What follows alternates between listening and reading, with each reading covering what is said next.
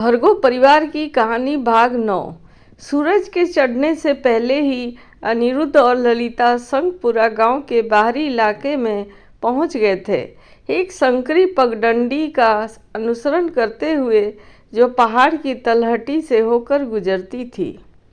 शुरुआत में अनिरुद्ध ने सोचा था कि रास्ता उबड़ खाबड़ और असमतल होगा, लेकिन उनकी आश्चर्य की बात यह थी कि उनके पैरों के नीचे के पत्थर इतने चिकने ढंग से बिछाए गए थे कि चलना मुख्य सड़क से भी आसान लग रहा था।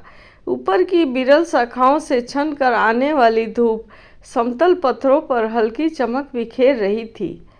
क्या इस रास्ते को किसी ने ठीक करवाया है? उन्होंने पूछा, निर्माण में की गई जानबूझकर सावधानी को नोटिस करते हुए। ललिता के ओठ मुस्कान में मुड़े। कुछ साल पहले गांव वालों ने पैसा इकट्ठा करके इसे पक्का करवाया था। पहाड़ पर थोड़ा ऊपर एक छोटा मंदिर है जहां बाबा मणिक रहते हैं। उनकी भविष्यवाणी बहुत सटीक बताई जाती है।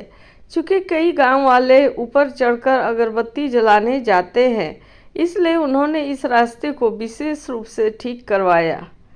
उनकी आवाज़ में एक सामान्य श्रद्धा का स्वर था।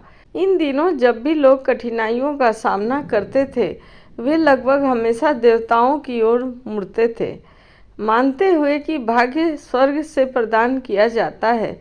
इससे भी अधिक उनका राजवंश पुजारियों का सम्मान करता था और पूरे देश में कई मंदिर थे। वे बातें करते हुए जा रहे थे।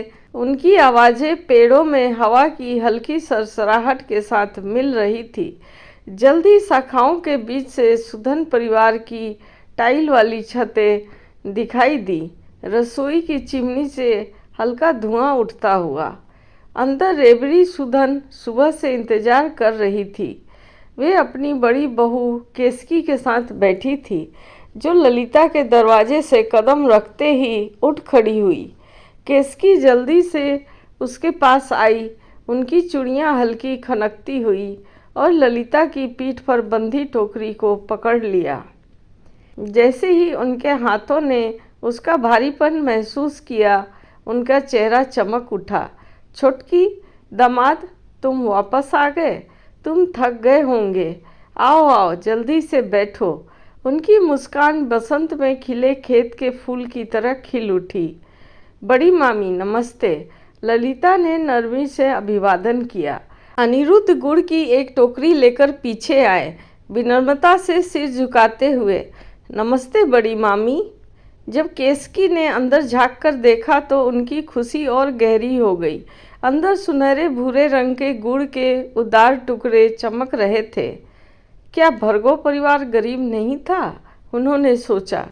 फिर भी वे ऐसे उपहार लाए थे जो घर के भोजन को कई दिनों तक मीठा बना सकते थे। इस बीच ललिता कमरे को तेजी से पार करती हुई चली गई। उनके कदम उत्सुकता से भरे थे। वे एक बुजुर्ग महिला के सामने झुकीं, जिनके बालों में चांदी की धारियां थीं, लेकिन आंखें अभी भी तेज और जीवंत थीं। नानी, मैं वापस आ गई हूँ।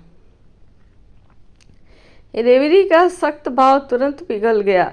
अपनी नतनी के चेहरे की चमक देखकर वे जान गईं कि ललिता को अपने पति के घर में कोई अन्याय नहीं सहना पड़ा था। राहत ने उनके दिल को नरम कर दिया। हाँ हाँ, उन्होंने गर्मजोशी से कहा, मैं सुबह से इंतज़ार कर रही थी। मैंने तो तुम्हारी पसंदीदा माल्ट कैंडी भी खरीदी है। यह अनिरुद्ध की पहली यात्रा थी।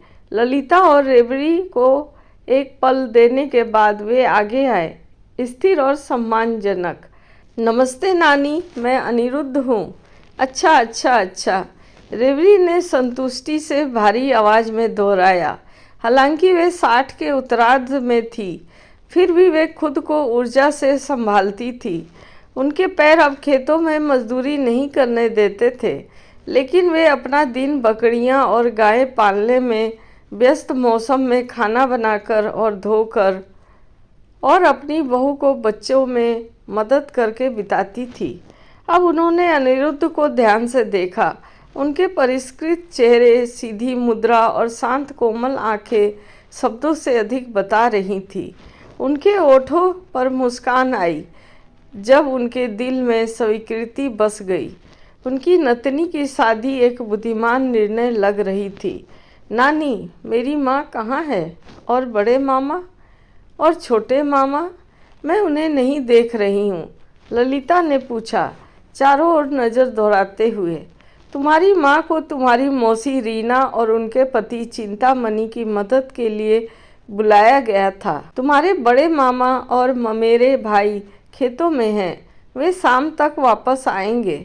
जहाँ तक तुम्हारे दूसरे मामा का सवाल है, उनका नाम मत लो, मुझे गुस्सा आता है। कुछ दिन पहले एक मैच मेकर प्रस्ताव लेकर आई थी और तब से वे घर में पैर रखने की हिम्मत नहीं कर रहे हैं। डरते हैं कि कहीं हम उन्हें फिर से शादी के लिए दबाव डालेंगे। रुद्र ने नरमी से हंसा, उनकी आवाज़ कोमल। नानी, शायद छोटे मामा को अभी तक कोई ऐसा नहीं मिला जो उन्हें सचमुच पसंद आए। उन्हें ज़्यादा दबाव मत दीजिए और कृपया इससे अपनी सेहत को प्रभावित मत होने दीजिए। ललिता ने भी थोड़ा सिर झुकाकर प्रश्न किया, क्या नानी ने उन्हें ये सब बातें छोड़ देने का वादा नहीं किया था? फिर और प्रस्ताव क्यों? मानो विचार पकड़ते हुए रेबरी के होठ एक जानकार मुस्कान में मुड़े। इस बार मैंने नहीं किया। गाओजिया गांव की एक लड़की को वे पसंद आए और उन्होंने अपने परिवार को प्रस्ताव भेजा। ललिता हंस पड़ी। मुझे आश्चर्य है कि छोटे मामा को कैसे उनकी नज़र ने देखी होगी। बिल्कुल, रेबरी ने नाक चढ़ाकर कहा। उनके चेहरे के अलावा जो लोगों को आकर्षित करता है वे कुछ खास नहीं है। आनंद सुधन, ललिता के दूसरे मामा, नाजुक रूप से सुंदर नहीं थे।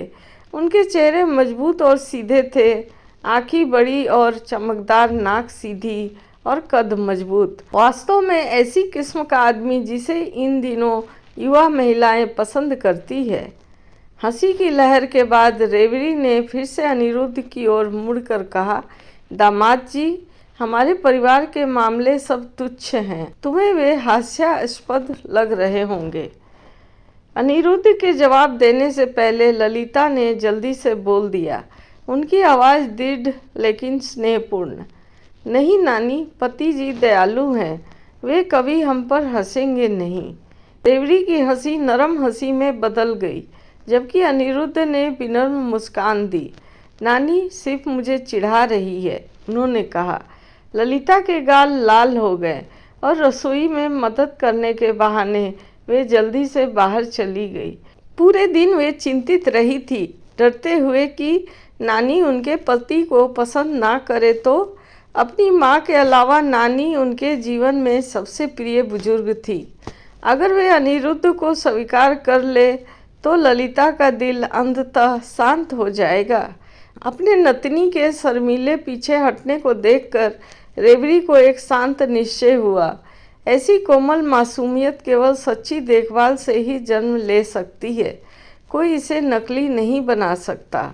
वे पहुंची, अनिरुद्ध का हाथ गर्मजोशी से पकड़ते हुए। तुम एक जिम्मेदार युवक लगते हो, उसे तुम्हारे परिवार में ब्याहने का मेरा निर्णय गलत नहीं था। अब यह कहानी का 9वां भाग खत्म होता है। अब अगले भाग 10वां भाग को देखने के लिए अगला वीडियो देखिए। नमस्कार।